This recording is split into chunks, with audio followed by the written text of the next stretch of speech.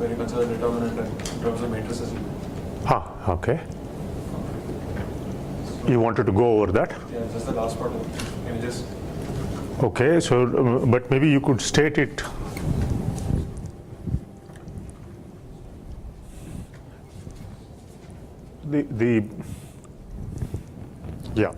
Which one did you want?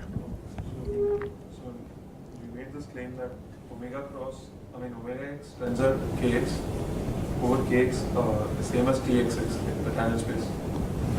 So we said omega x tensor kx kx subscript x, tensor over kx right. K subscript x. Tensor is over K tensor of K subscript x. No, this is fine. Okay. So this K subscript x of Kx, right? This is equal to, this was like a dual of the tangent space, right? Tx x star. Right? So the question is this. You're asking this? Huh? Okay. So let's do this. The proof is slightly lengthy. Can you just give the idea of the proof? Yeah, no, it is not. It should not be lengthy at all. It's a. Let's see. It should be. So this is sort of obvious, but worth repeating. There is nothing canonical about. He just writes it, right?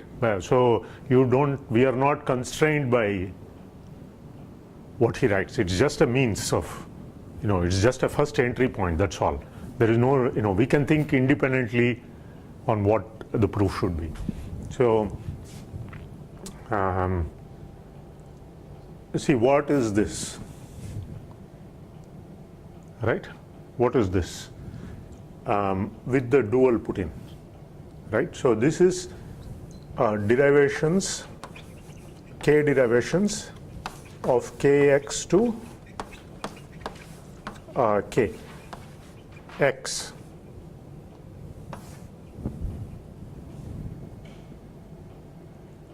Right, and then there is a Hom kx kx.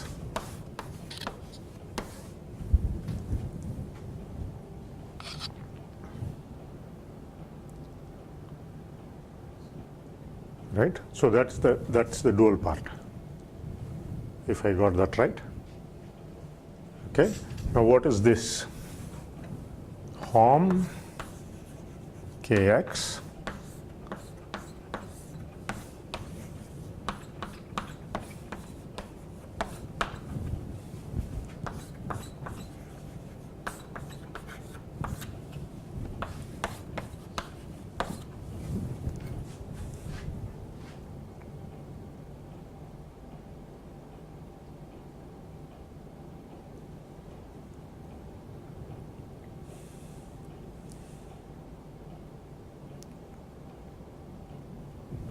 right. Now, if I want to use Hom tensor adjointness,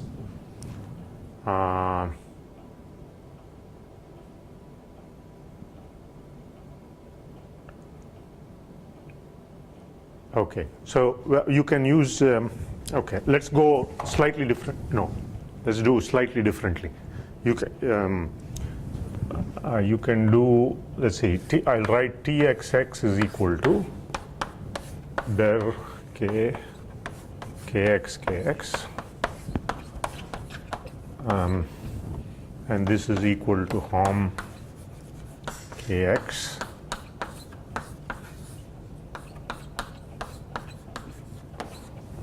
right. So far so good. Okay. Now let us tensor this with, okay, now this is equal to Hom, right? Let me put a kx here,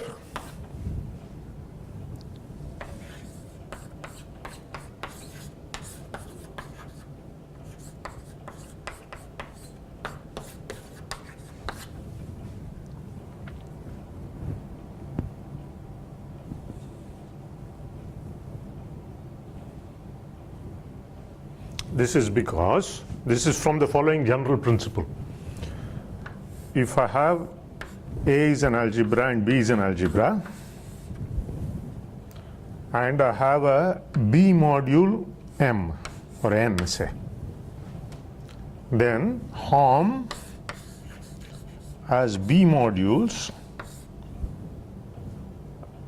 or let's say I have an A algebra, A module M also. So I could take B tensor A over, so let me write it. Okay, so you have on the one hand HOM A M to N.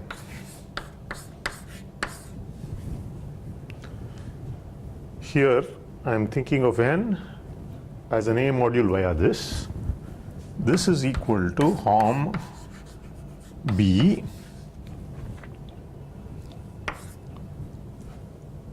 so instead of M I write B tensor A M and M.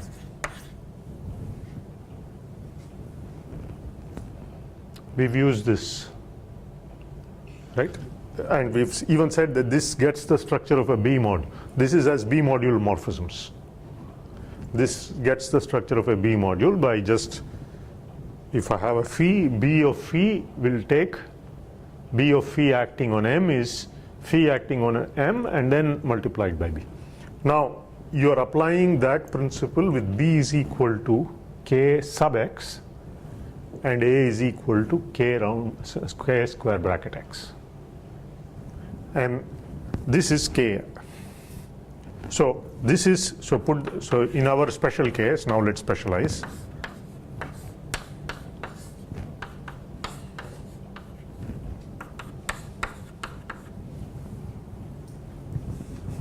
Right? So now that's equal to this thing's star.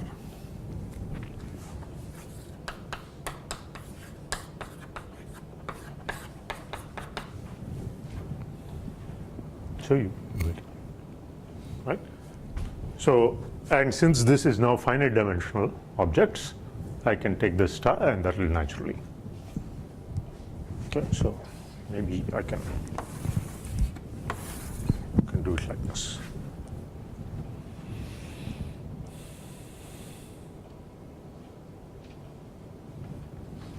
Okay, any other questions? Last time the submatrix, I mean the row operation and column operation, we got stuck when we used. Okay, so I did get stuck, didn't I? And I said I'd clear it up. Huh? Okay. Okay, yes. Yeah. So this has relation to, okay. Yeah, it's been so long since I've almost forgot about it. Where was this?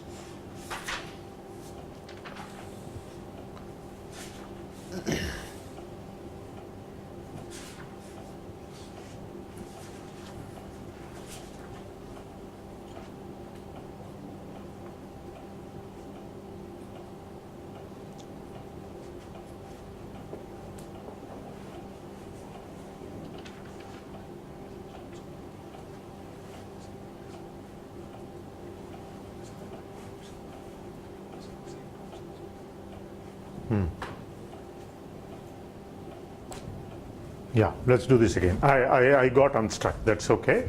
In fact, okay, so here is a comment I want to make on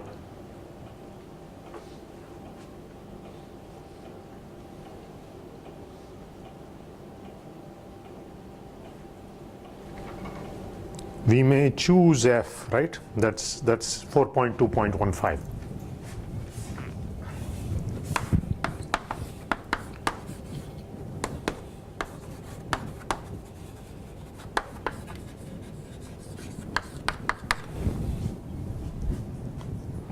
There's a term called we may choose F.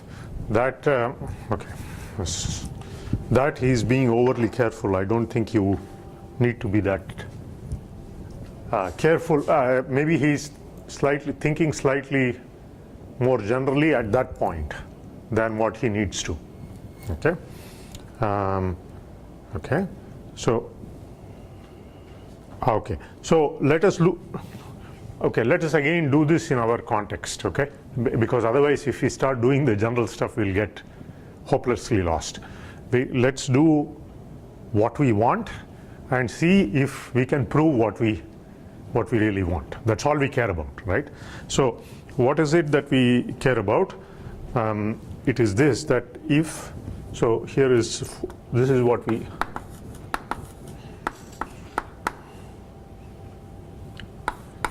if x is a simple point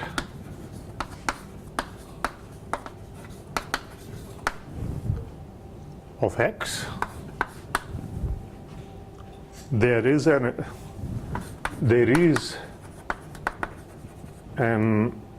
a fine open neighborhood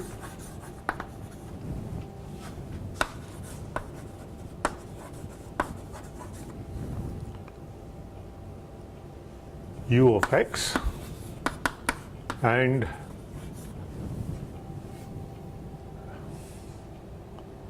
such that this is a free KU module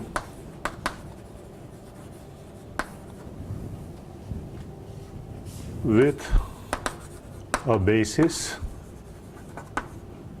dg1, dge, E is equal to dimension of x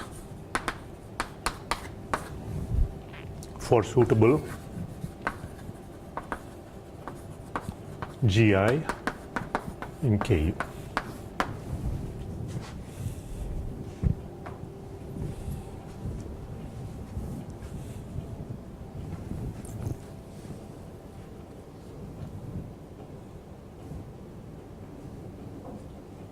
This is what we want. This is the, so we go, the point was you can find these elements, right? Okay, let's think through this. Okay, what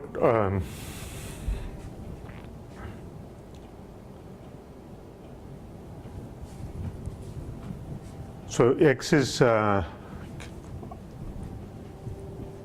irreducible variety of dimension E, but then I reduce to the case when x is affine, because I'm given this simple point. I want an affine open neighborhood U. First, I look at some affine open around that point, and this point will be simple in that affine variety. So I'm reduced to, so x is just an irreducible variety of dimension E. That's what I'm given, right? So proof, let's go through the proof once again. May assume x is affine.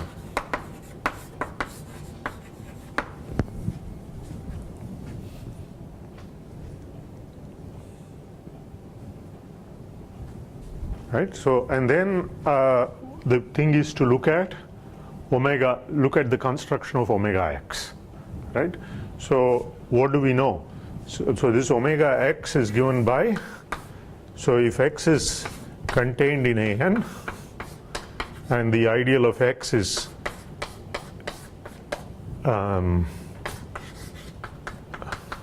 let's say generated by polynomials f1 through fm in kx1 through xn, then we know that this is given is the co-kernel of the map. Co-kernel of A, I'm using the notation A, which is what he's been using. So what can I write? I can write k x to the m k, let's see, x to the n. This is an m cross n matrix.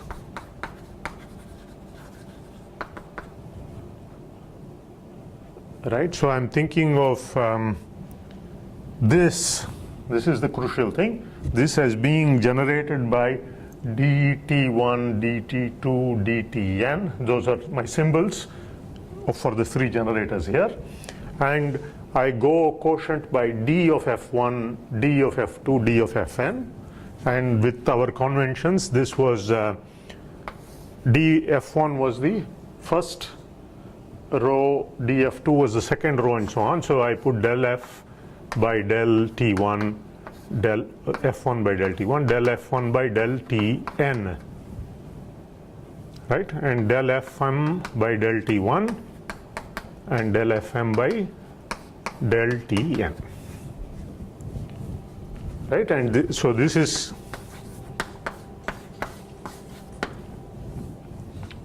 okay.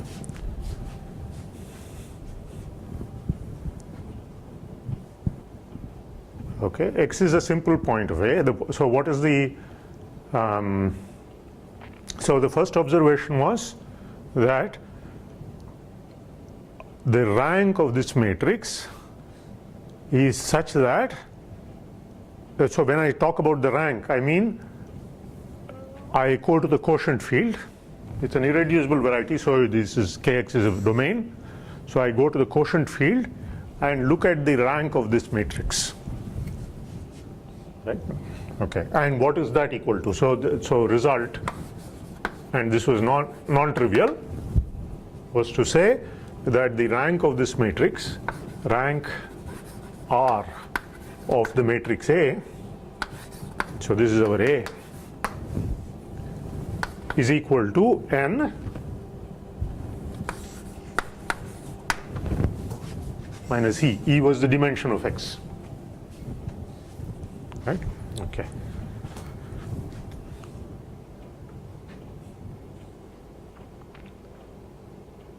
Right. And now I tensor this with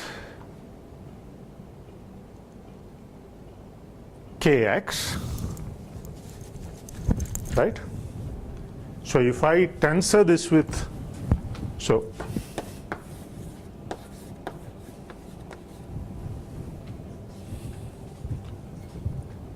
right? If I tensor that map with that sequence with Kx, it is going to still be exact because tensor product is right exact. And so this is over Kx. And the point is, because of this, right? So, so what I'm going to get here is, so when I tensor this with this, I get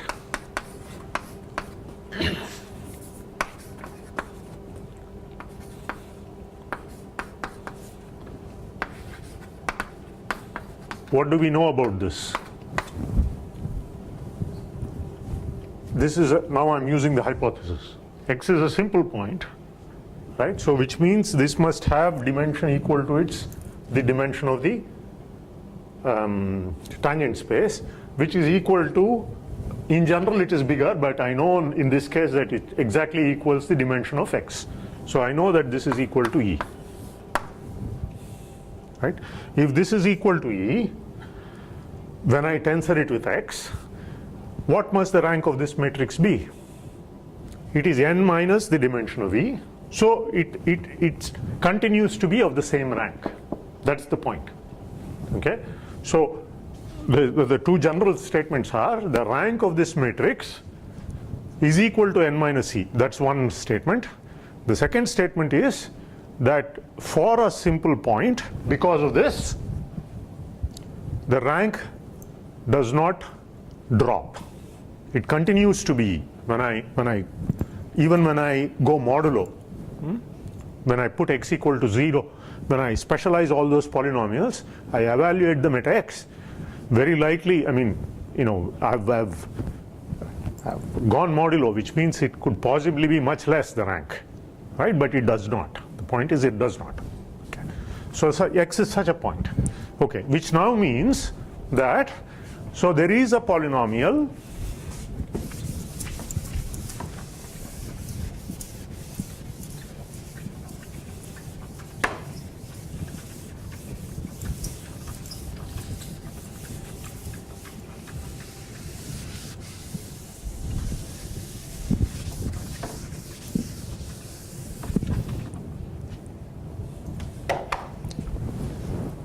So thus rank of a tensor kx, it continues to be n minus e.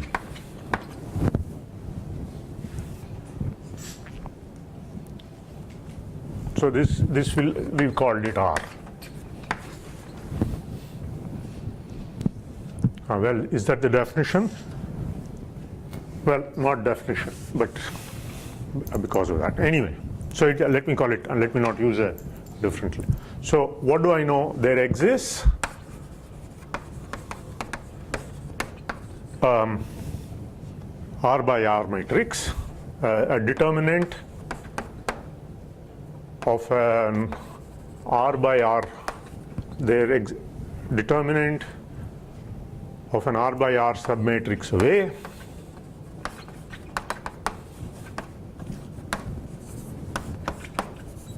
say F, such that F evaluated at X is non-zero.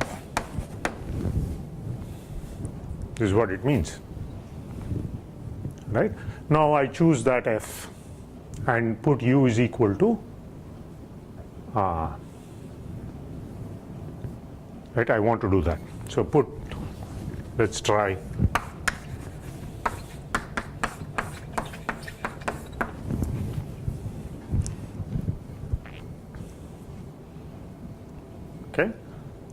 Okay, now I claim that Ku is a free omega u is a free Ku module with a basis. Okay, so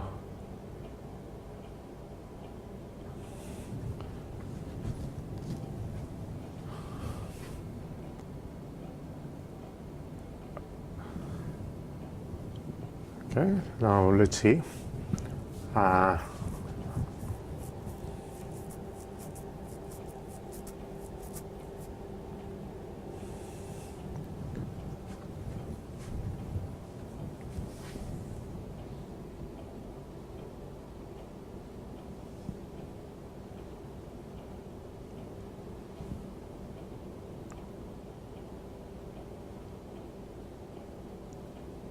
Right, okay, so here I suppose I can just do, if I have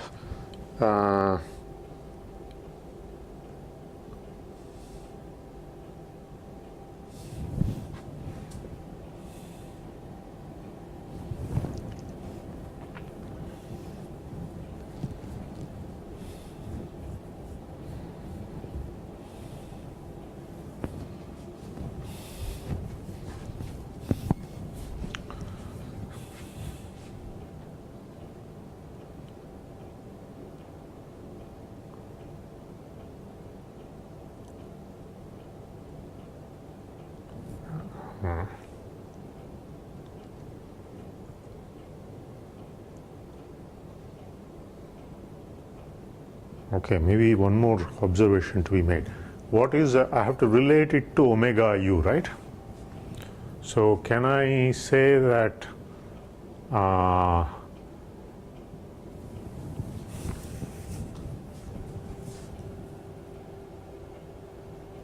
yes, yes. Okay, so again, I make the claim that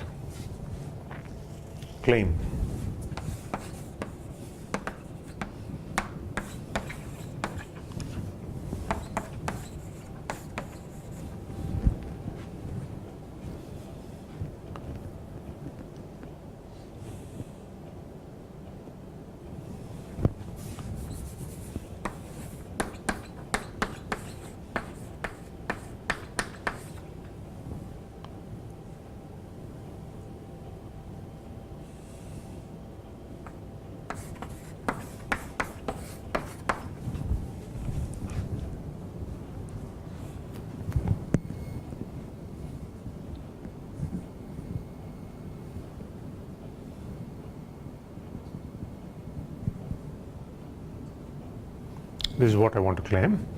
Okay, let's see why. This is the same reason as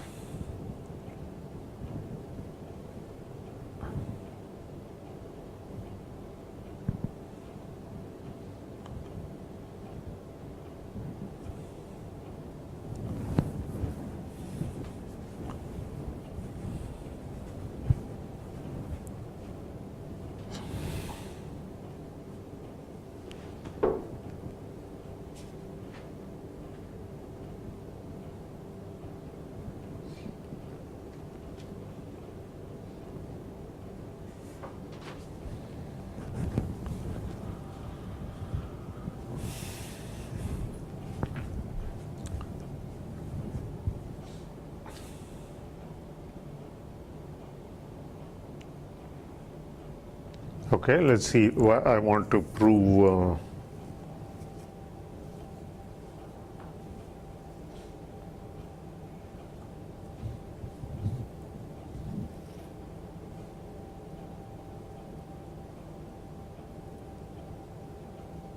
Yes, again, this is the same reason as see what are K derivations from, so what are this, I mean,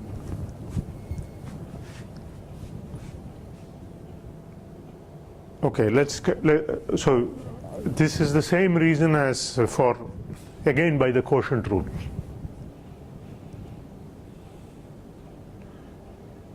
Okay, let's see this. So what do we mean by this? This is a KU module, right? KU is this, right? KU is this. So what I'm saying is, you tensor that, you just extend by scalars, you get KU.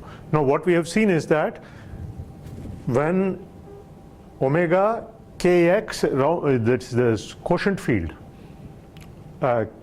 function field, kx over k is this tensor round bracket x. How did you prove that? Well, by showing that indeed the derivations they were determined not just when they were algebra generators, but actually when they were field generators. You knew exactly, if I knew them on field generators, then I know the images of all the field elements, right? That was the idea, and that was by quotient rule. The same idea applies here. Okay, so maybe a little more in a little more detail. So what do I want to say? I want to say HOM. So to prove this in general, I have two U modules. I want to prove that they are the same, right? I can prove this by showing that they are HOMing to anything, that they are the same, right? Okay, so I HOM to anything and they are the same. That I want to show. So when I HOM to any U module, let's say n, so what do I get? I get here HOM KU. Okay, so let me translate it into derivations.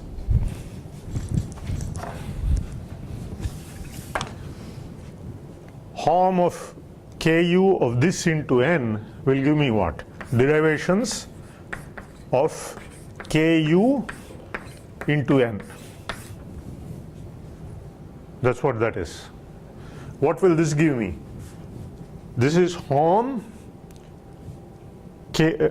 So this is derivation HOM KU of this thing n, but this is the same as HOM by the same principle now. Whatever principle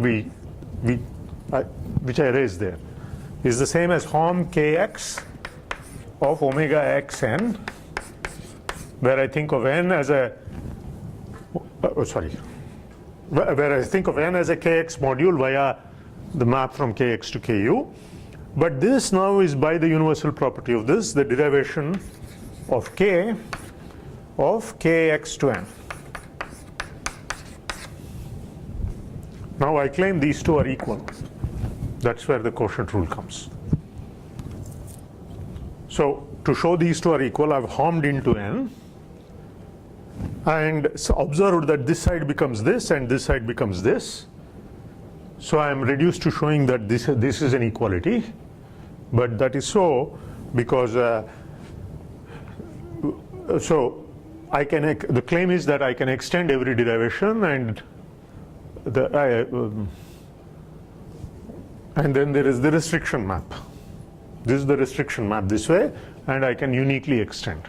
So I just have one more element here, 1 over f, if you want algebra generator. And where do you send it? It has to go via the by the quotient rule to minus 1 over f square df. That's where it has to go, no choice. Okay, so that shows this. Okay, now which means that First give a map and then yeah, I should be more precise. And there is a natural map this way because of the universal property. Because okay, so why? Because there is a kx to ku, there is a map, and there is a universal derivation here. Therefore, there is a map by the universal property of this. There is a map from here to here. So there is the universal derivation here, and since this is a derivation to this, by the universal property of this, there is a map. And then since this is a U module, I can just tensor this with, right? Yeah, there is, but that is sort of understood. I mean, yeah, I did jump that step. Yeah. Okay, so the point is I can see, I can get all the anywhere from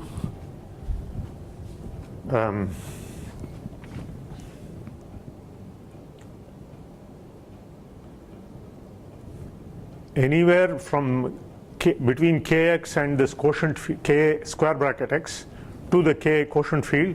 Anywhere I want, I just localize that and get my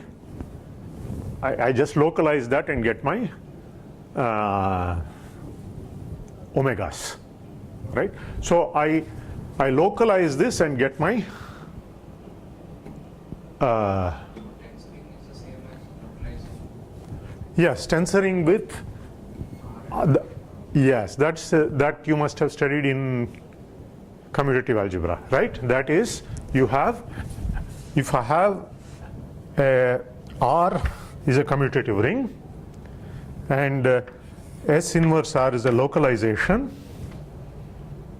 right? And then you have a module M for R, and then M tensor over R S in, okay, maybe I'll write it on the other side. S inverse R tensor Rm is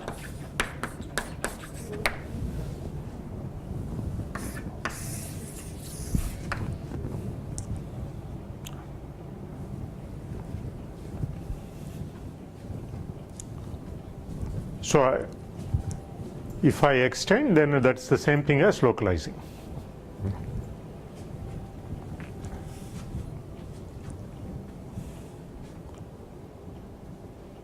Okay, so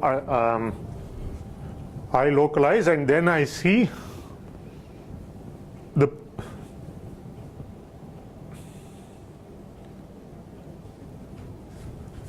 now I have to, what do I have to show? I have to show that this indeed is now free. This is what I'm claiming. Okay, I mean, I even have the freedom that if this f doesn't work, I can go further and yeah, I can go further localization also I can do. But I think that is the reason why he's saying we can choose an f, right? That's what he's saying. But actually that is not, he's thinking a little more generally, I think, than in the context demands. So I don't think we need to, I think it'll work out all right. So I claim this f will do it. So let's Okay, so now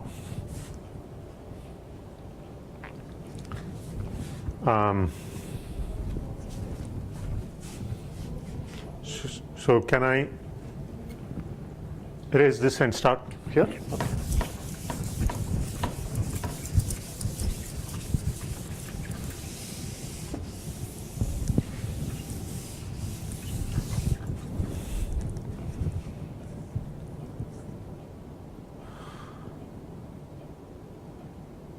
Okay, so now I have right. So assume. So for simplicity,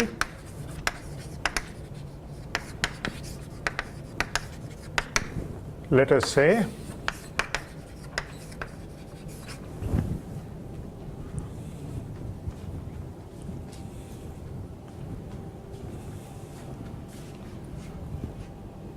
the first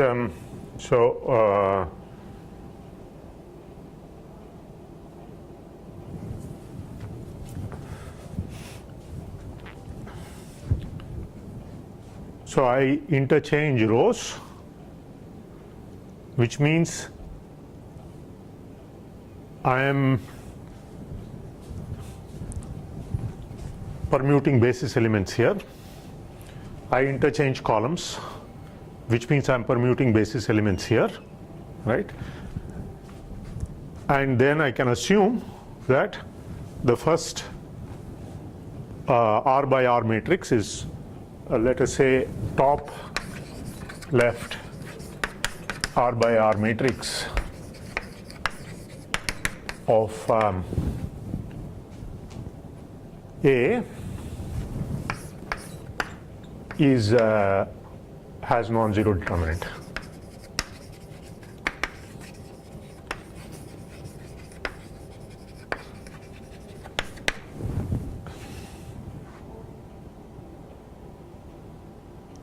No, has unit determinant in Ku.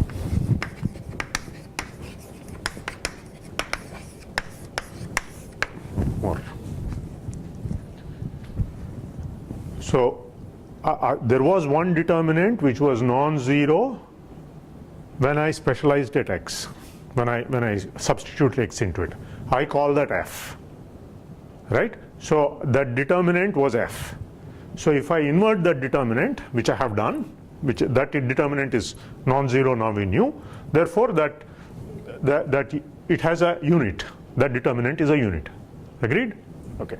So what do I have now? I have this A looks like some determinant non-zero something here. This is an R by R, and the rest something, right? Okay. Okay, now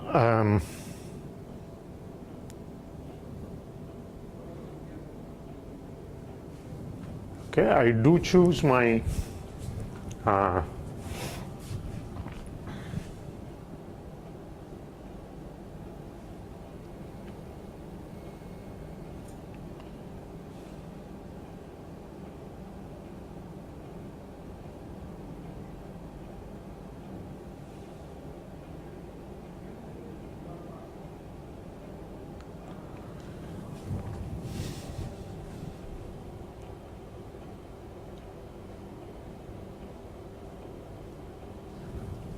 right? Okay.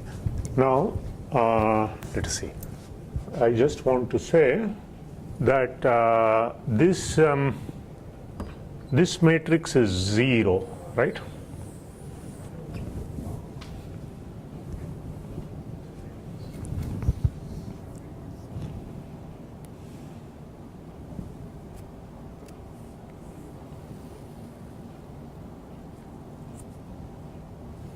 Because let's see, no, wait a second, I have to be more careful. So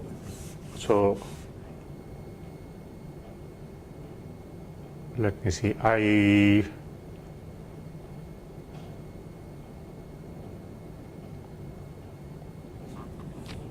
no, just one second. I want this to be 0, right? First I I have to make row operations and make this 0 so that this, let's see.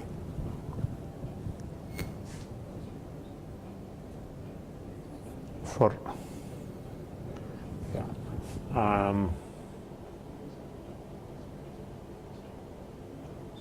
so this is non-zero.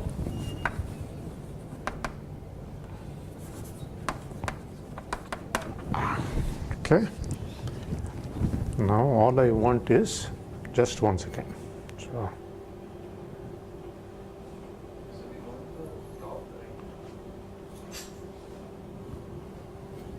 top left, huh? Right is 0, then we get the bottom right is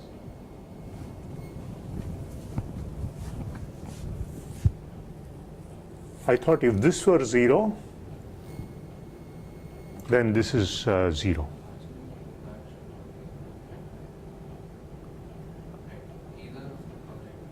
Yeah. So what I have to use is that there exists, doesn't exist, bigger size determinant. Okay. So just 1 second. So that is a unit.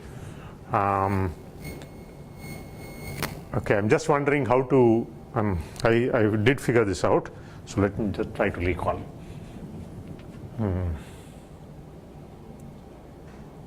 So if I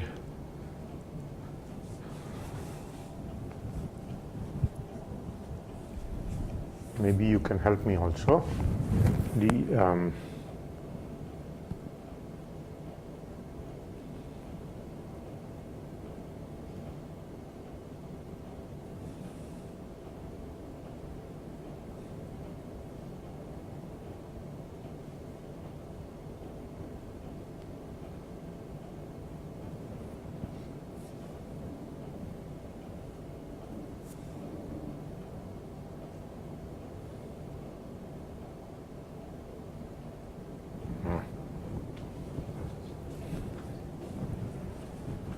Yes.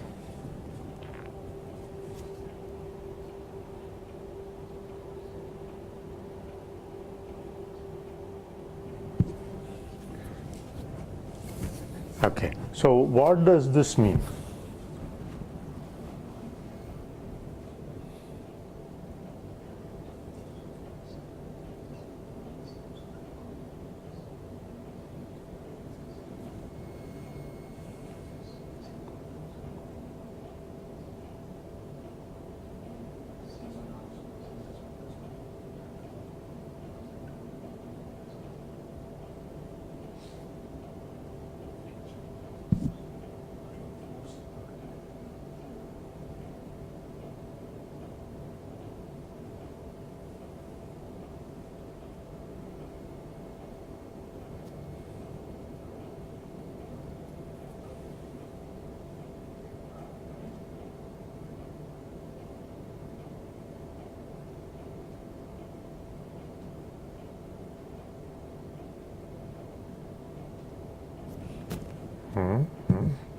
Okay, let's see. So it means that these rows, right? The row space of this is generated by the row space of this.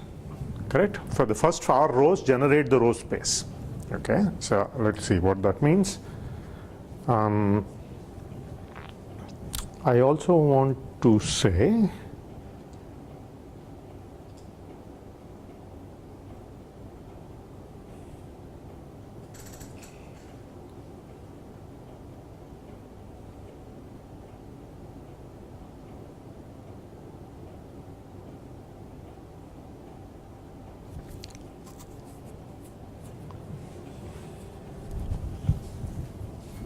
Okay, doesn't.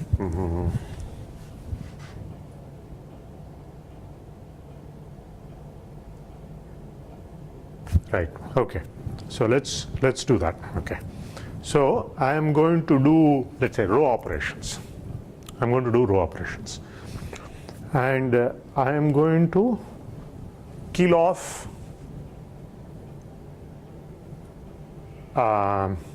See, what does it mean if I'm making row operations? I'm not changing the image of the map, right? I'm not I'm not changing the image of the map. Is that correct? I'm just changing basis here. Right. Okay. So I'm going to make this 0. I can do that. In fact, I can make this whole thing 0.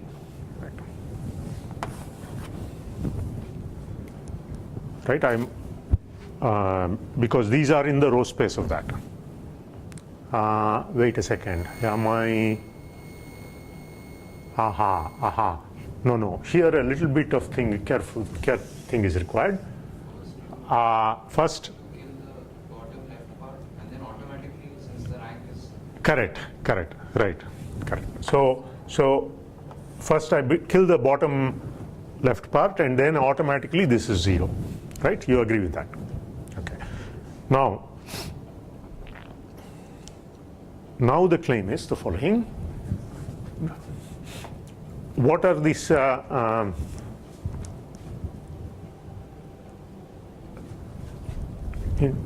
claim d t.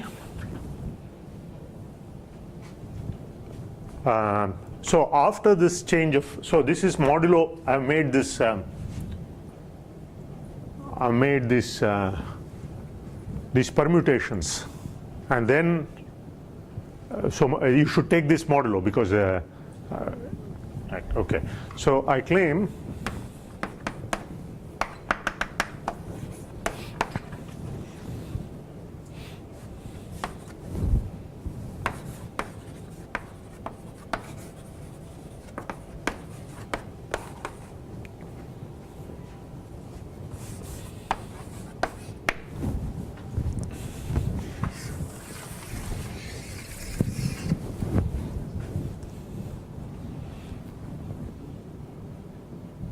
or their images.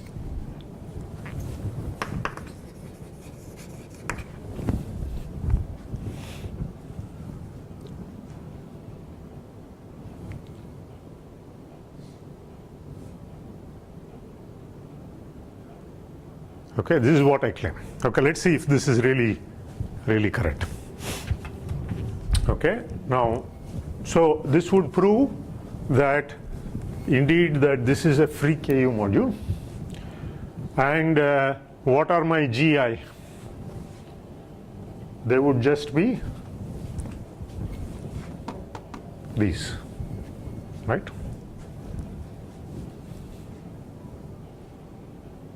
Okay, so let's see if we can really show this.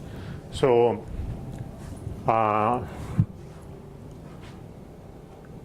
so they form a basis is the claim. So every element of omega u I can write uniquely like this. So can I write it first of all?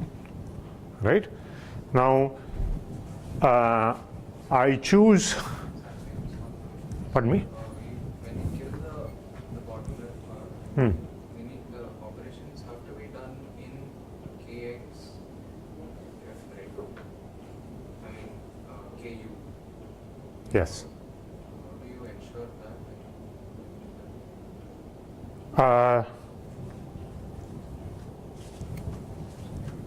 So this is a unit, right? So I can multiply by an m by m matrix on this side, such that this becomes as a identity. This I can do with ku inside ku. See, if you have a if you have a matrix over a ring which has non-zero, which has a unit determinant, then that matrix is in GL of that ring, because you can just take the coadjoint of that and 1 by determinant. Okay, so that's, yeah. So so as far as if you have commutative rings, that's the assumption, then you can invert matrices as long as they have unit determinants. Right? Is that okay? Is that answer your question? Okay. So maybe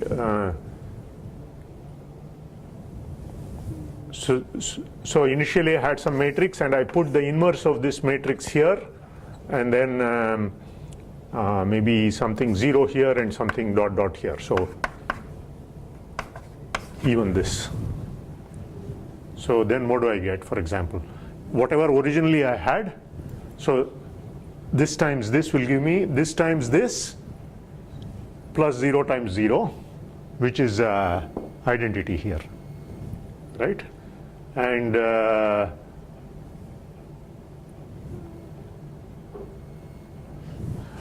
mean, and I don't care about the rest. Okay, so that I can assume this.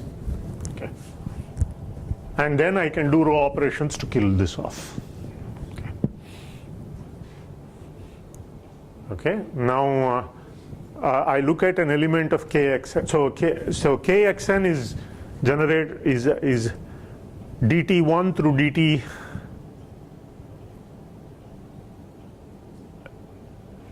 So dt1 through dt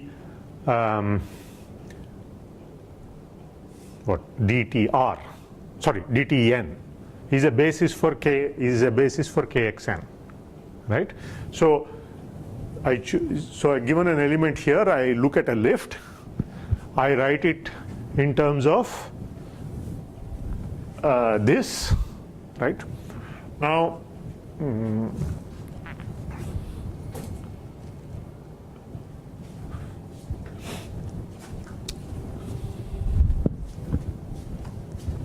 or rather, let's do it like this. So I have to do two things, right? I have to show spanning and linear dependence. Okay. So suppose so let's say, so two things, right? Spanning and linear. Okay, let's show span. So let's take some z or omega in omega u, right? So choose lift in kxn, call it u, call it omega still.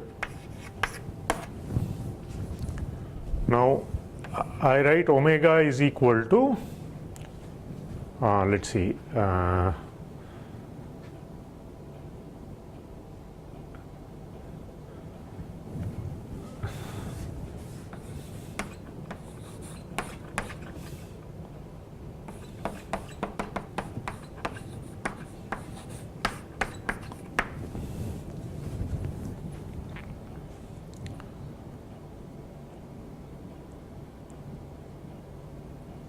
right? Okay. Now, see, this is a unit, right? This is in fact 1 1 1 1. Let's assume 1 1 1 1. What does that mean? That means that the image contains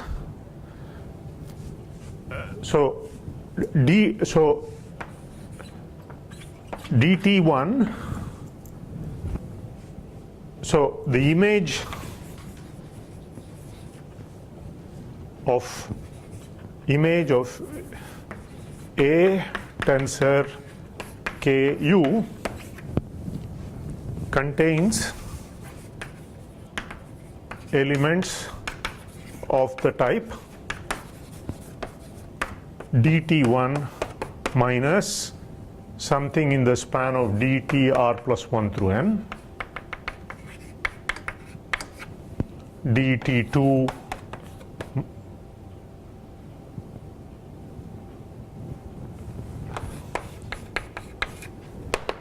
dtr minus something in the span. See, what is this element? That's in the image, right? What is that element? See, look at the first row. So this is not more than a unit now. This is just, yeah. So the image of the first element is dt1 plus, right? So plus something So what I can do is I can modulo the image, cut off the, so I can take A1 times the image of the first one, A2 times the image of this first one, AR times the image of the DTR, okay? And then modulo the image, I would have come into the span of this, correct? Okay. Now linear, so that's it, right? And what about linear independence? So what do I have to show? Suppose something is 0 here, right? So what does that mean? That, so suppose AR TR plus 1 plus A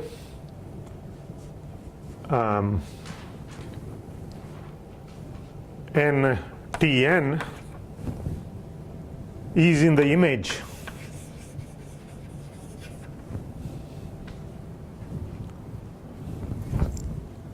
right? But the image, what I have to show that these are actually 0, right? If you have something like this in the image, but then if it is in the image, it is of the form something times this plus something times this plus something times this, right? So you know that this has to be 0, this has to be 0, this has to be 0, okay? So it is actually 0, okay? So I hope I said it correctly. So let's see. So the image, so so this means that this is of the form something B1 into DT1 minus something here plus B2 into DT2 minus something here and so on, plus BR into DTR times DTR minus something in this, right? Now you send all this to other side and I'll get B1 DT1 plus B2 DT2 plus B2 DTR is equal to that thing, okay? Does that mean B1, B2, BR are 0, which means it is 0, right? So this is equal, so all this is happening inside KXN, okay? Yeah.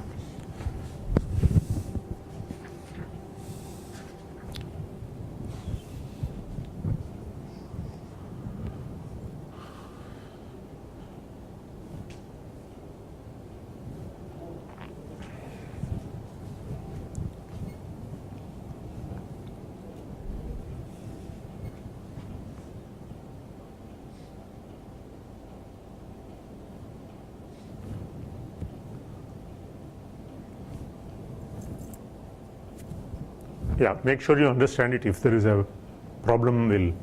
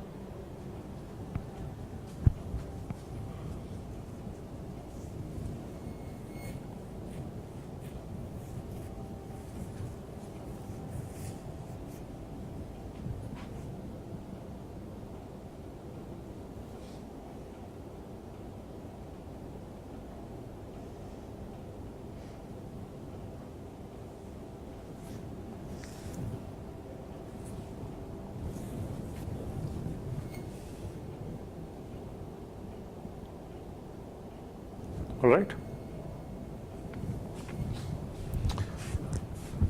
Okay, so finally we are done with that. Okay, so now we were doing this other bit, okay, where we were in the process of proving the theorem about condition for dominant and separable, right? So the point was that if there is a, okay, so let's first, there were two bits. So the first said that if I had a point which was simple and which went to a simple point whose image was also simple and such that the tangent maps at those points, the differential was surjective, then the map is dominant and separable. This is the condition, this is the thing, right? Okay, so let me write it down. So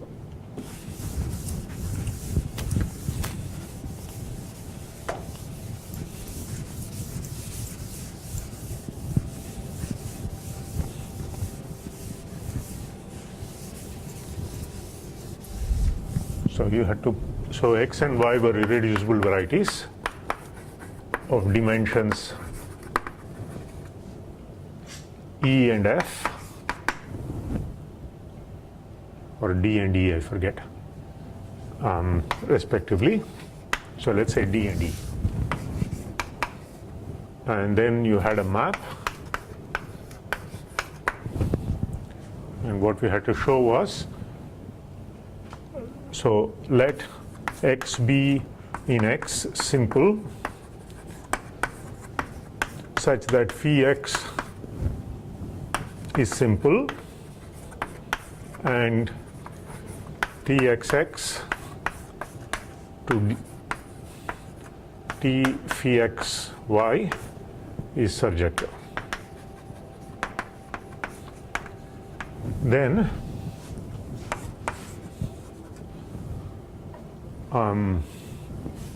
phi is dominant and separable.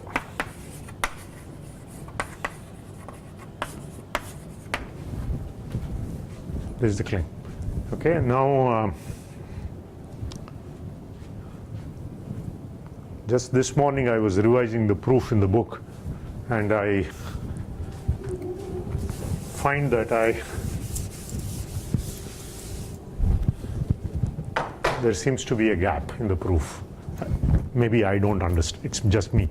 It's just that I don't understand. But maybe together we can. I'll tell you where I think I can't see the, he's claiming something, and I don't see how that claim is justified.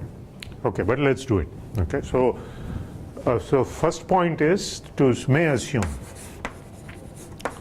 So we had seen this last time.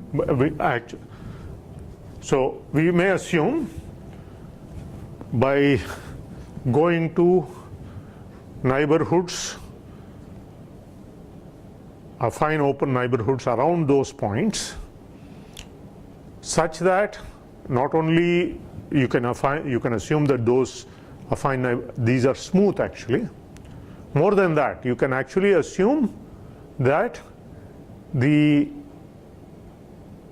universal omegas on those affine neighborhoods are actually free modules, because you can, what we have shown is that there is an affine open neighborhood where that omega u is smooth, omega u is free, so you can assume that. So may assume that x, y are affine, smooth, and that omega x and omega y are free of ranks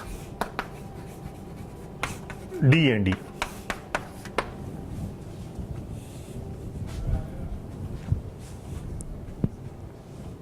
Right.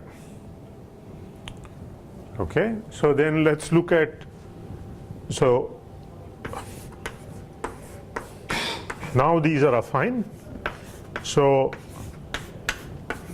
this phi is completely captured by its star, right? This is the pullback of functions, right? Now, so here is omega y, and there is the universal module of derivations. This is an algebra map of K algebras. There is omega x here, and there is by the, okay. Now this is an algebra map, this is a K derivation. Therefore, this is the combined thing is a K derivation. And by the universal property of this, there is a map here of ky modules, where the structure of this as a ky module comes via the pulling back the kx module structure here. Okay. Now, okay, let us see. Well, let's also observe. Okay, so this is the way he's trying to argue. So I have a map from omega. So there is this map, right? But more than that, I can even write, of course, I can tensor this with kx over ky.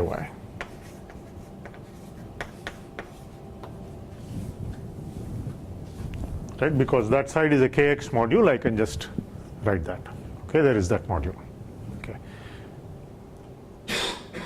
Okay, he wants to claim that this is injective. This map is injective. Okay, that itself is okay. So let's do that. Let's do that.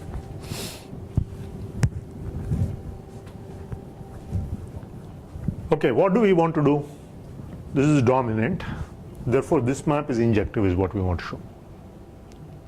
Right? This map. So first let's concentrate on the dominant. I want to prove that phi is dominant, which is the same thing as saying this is injective. Okay. If not, if phi were not dominant, what does that mean? Phi of x closure would be a proper sub of y, right?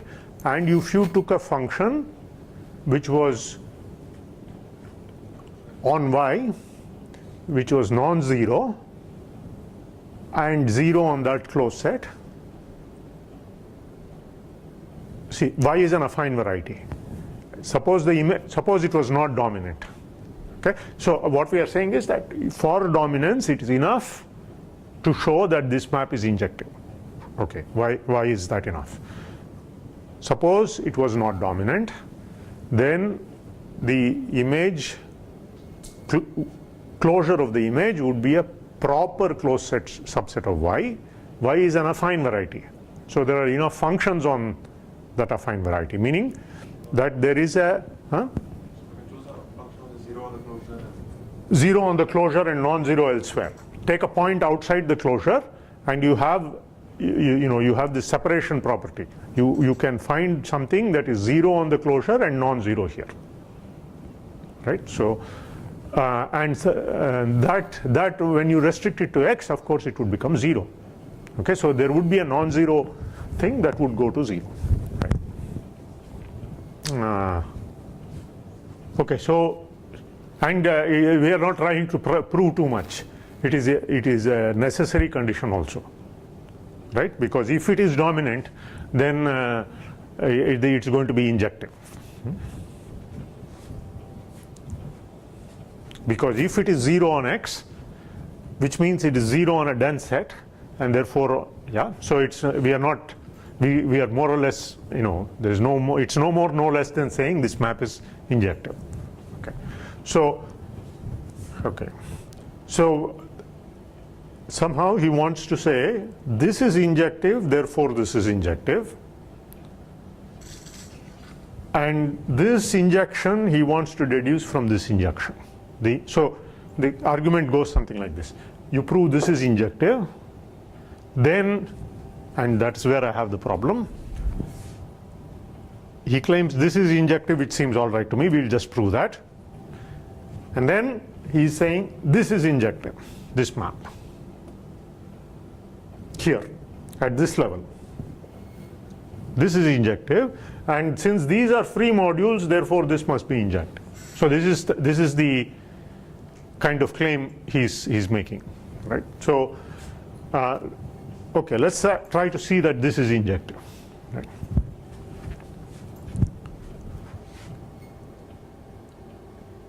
Okay, what do I know? I know that that map is surjective, right? I'm given that this map is surjective. Let us see what that means.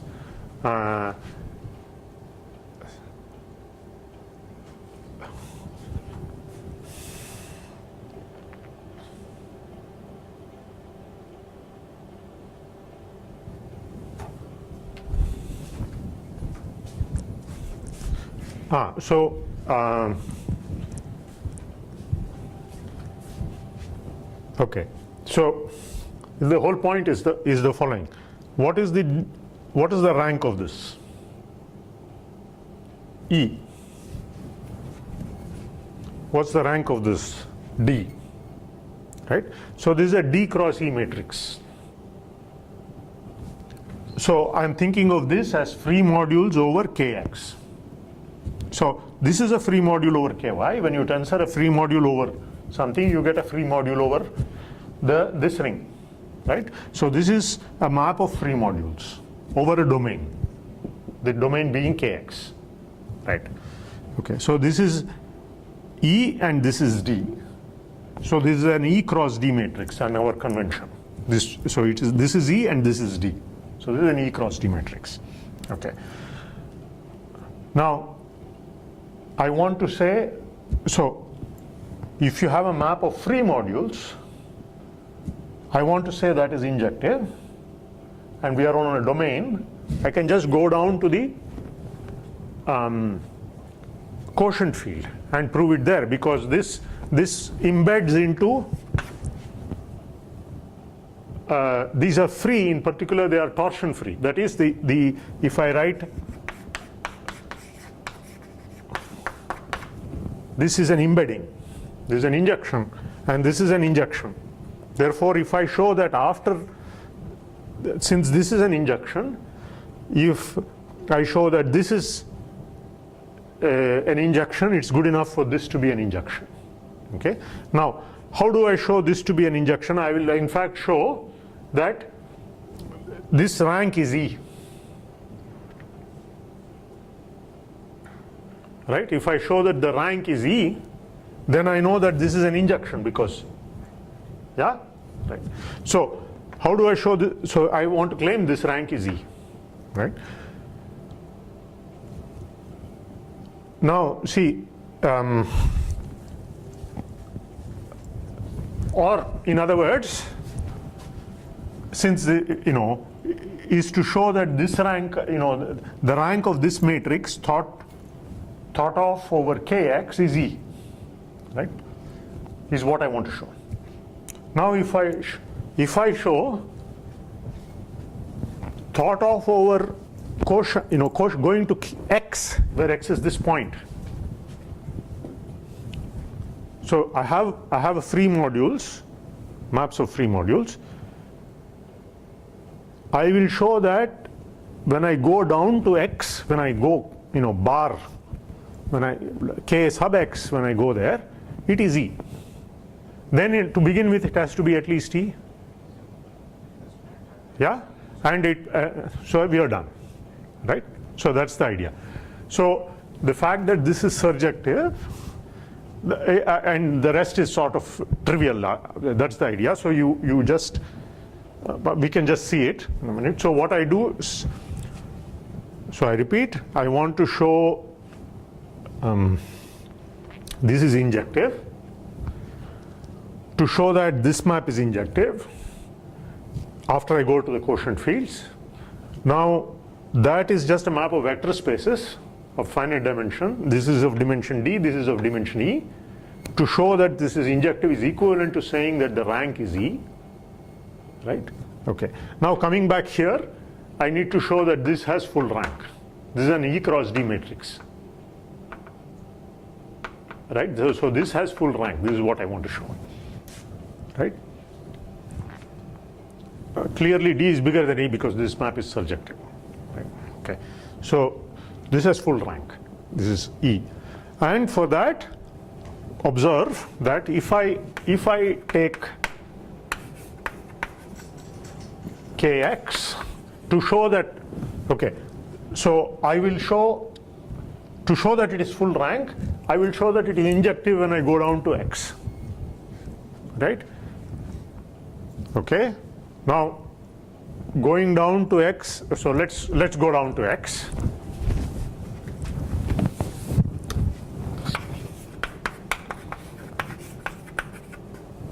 Right? And I have here omega y, tensor kx, ky, kx, kx, right? Right? I've just tensored this with this kx, right? Okay, now what is this? Okay, let's put, now I want to claim that this is injective, right? So this is the claim.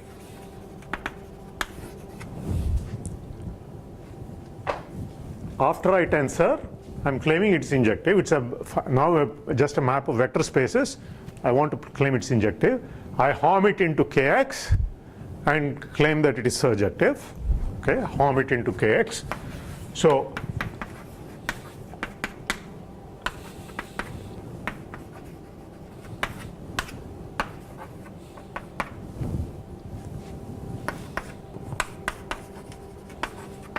this is claim surjective,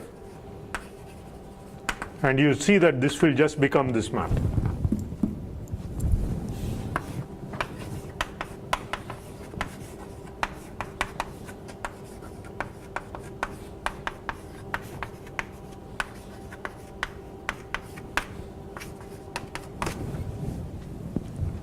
Right?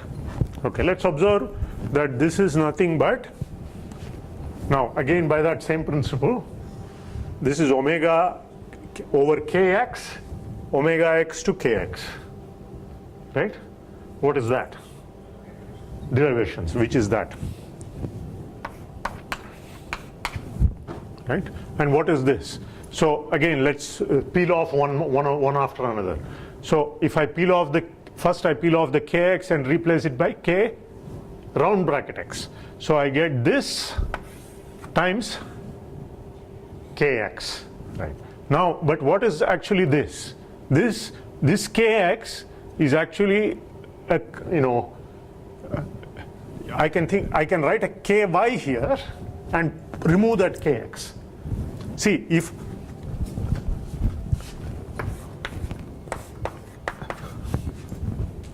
right, what is this phi x? That is just represented by this map. Right? So if I think of this kx as a ky module, right, I can peel off and get harm kx omega y kx, sorry, k round bracket y, square bracket y. Right? After two successive peeling off. But what is this? This is nothing but, this I can replace by k phi x, which is just this, it's k phi x is nothing but k via this map, thought of via this map. Okay, but that's this. Okay, so finally, so let's go back. So I know that this is surjective, that's given. Therefore, this is injective, which means that this matrix, after I go just evaluate everything at x, has full rank. Therefore, to begin with, it had full rank. But I'm in a domain. Therefore,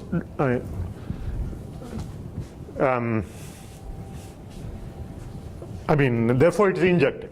So here it is injective, therefore it is injective here. Okay, fine. Now, what I don't see is that, and please help me, or if you agree, maybe I shouldn't have said I have a problem. So the claim is that is injective implies this is injective. That's the claim. I don't see that at all. and therefore, okay, so, and then this is injective.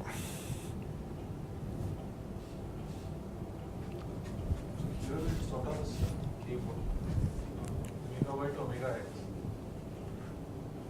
That's like kx modules, right?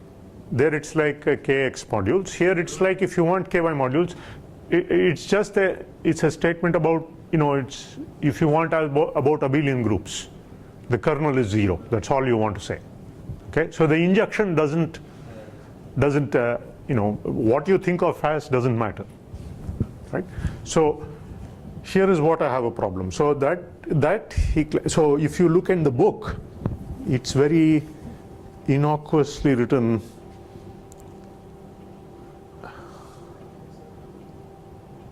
Then the same holds for phi star 0. Something goes to 0. Hmm. F goes to 0 from omega y to omega. So here is my problem. So here you have this, right? And then I can tensor this.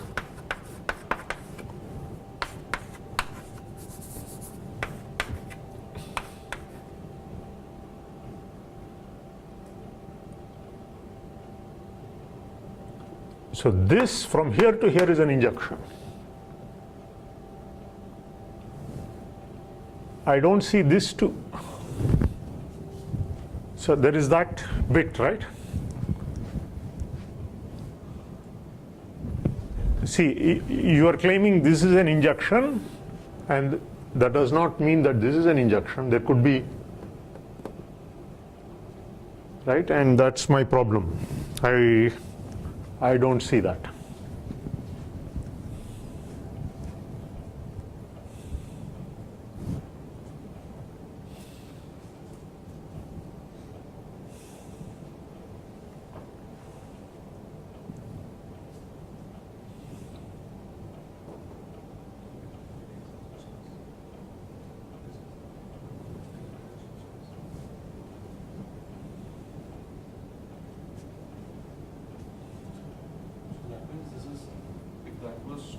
This is, so here there's no point x or anything, right? This is just for, you just start with two irreducible spaces. I mean, suppose that was, Yeah, you can easily give a counterexample. yeah, we should be implementing. Yeah. So that there seems to be a gap. Yeah. Same here, right? I thought that isn't. No, but somehow, okay. So let us try to. I discovered it rather late. So I had read it once and it seemed all right. I nodded my head, and then this morning I looked at it again and I was. I couldn't. This seems. I don't believe this at all. That if this is injective, then this is injective. That seems patently wrong. I mean. Perhaps for this proof you can go without. So what is this conclusion? I mean, So this is injective, therefore this is injective, and therefore you're done. The argument is this is surjective, therefore this is injective, therefore this is injective, therefore this is injective, therefore, and here is the problem, therefore this is injective. That's the problem step. Therefore this is injective. That seems all right, because if this were not injective, and this is a map of free modules, so you could easily find something. If something f went to 0, you could take f times some basis element here. That would go to 0 here. Therefore this would. So the fact that this is free module and this is injective definitely implies this is injective. That seems all right to me.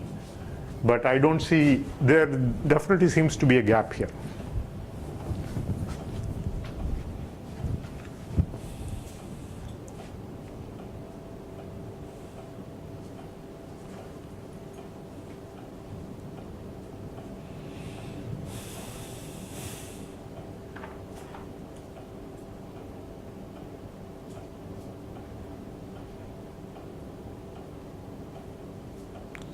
So anyway, maybe we can just, we only have about 5 minutes left. Let's try to fix it in the remaining time. So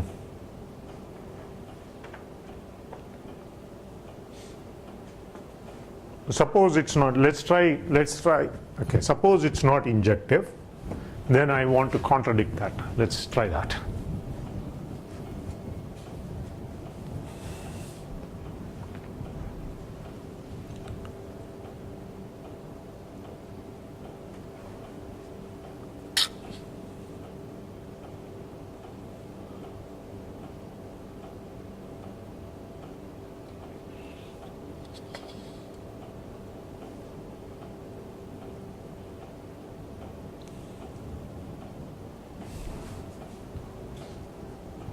This is a free module.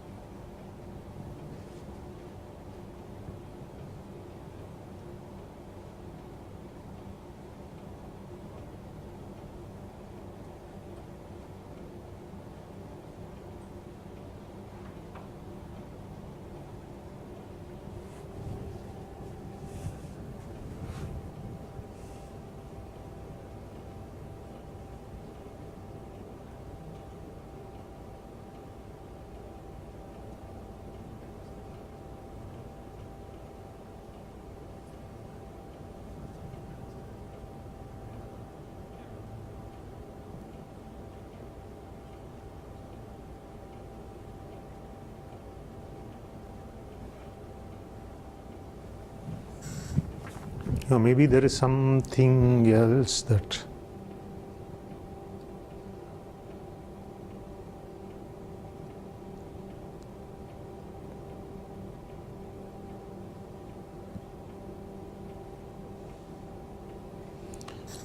no,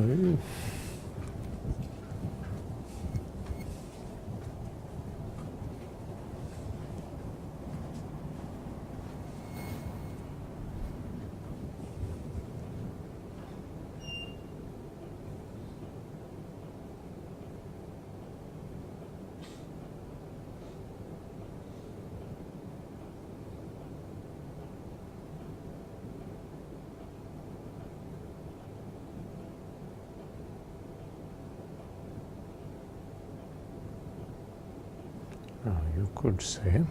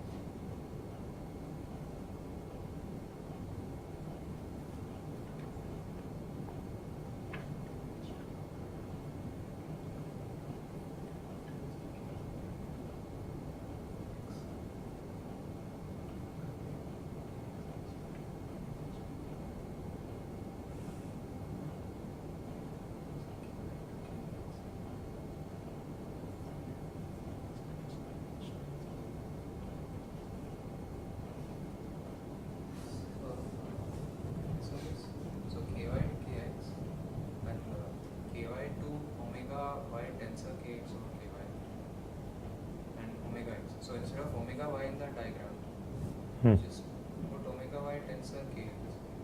Hmm. This diagram commutes. Commutes, no problem, yes.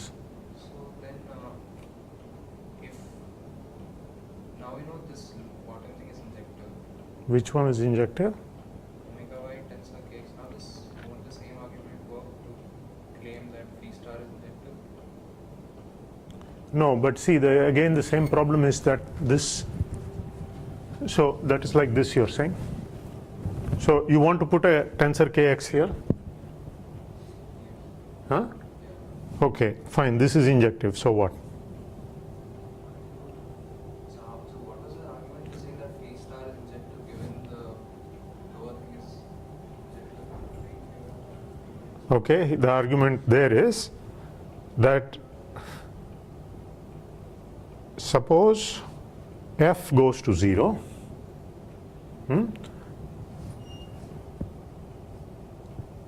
take f times the identity element, f times a basis element. This is a free module.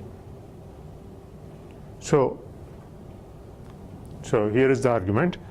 So if I know this is injective, right? So in particular, a basis element does not go to 0. F times that basis element will go to image of,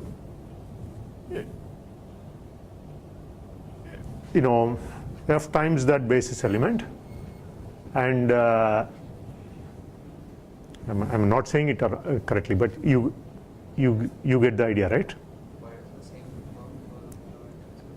for No, the problem there is that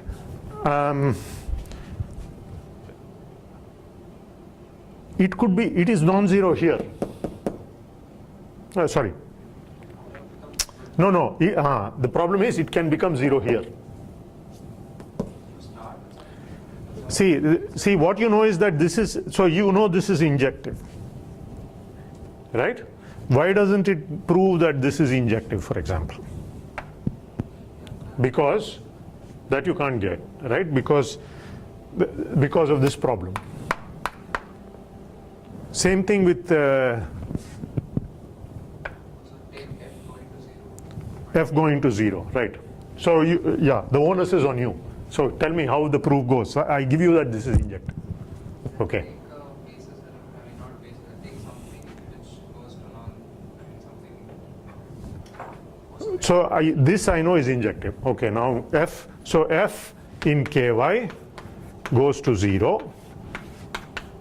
Okay, and I am granted that this map is injective. Now proceed. Okay, so then take something in omega y tensor kx which is non-zero. That must go to a non-zero element in omega x. Yes, anything, yes. So then f times that makes f. Yes, exactly. F times that, because f is k0 and kx.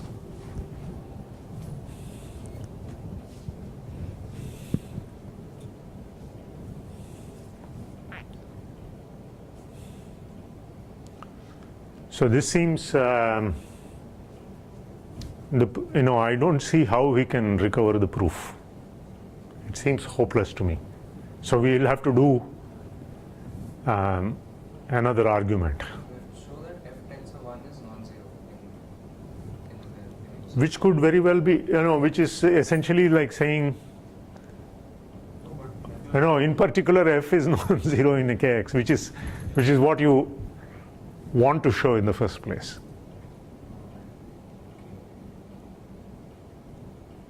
Why is that equivalent to showing that f is No, see, you are trying to show that f tensor something is non-zero, but see, that's like you don't know that. So I take suppose the whole point is, if I start with something that goes to 0 here, you want to get a contradiction there, but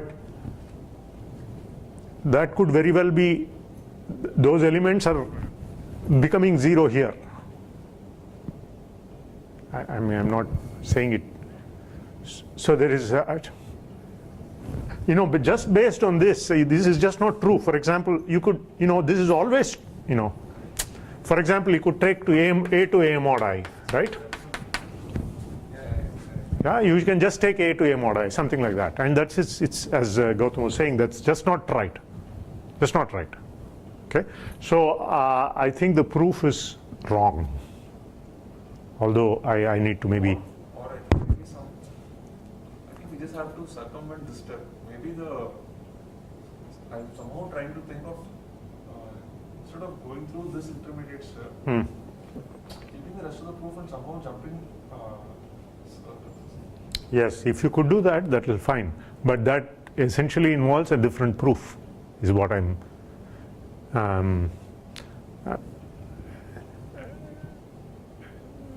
So I think it's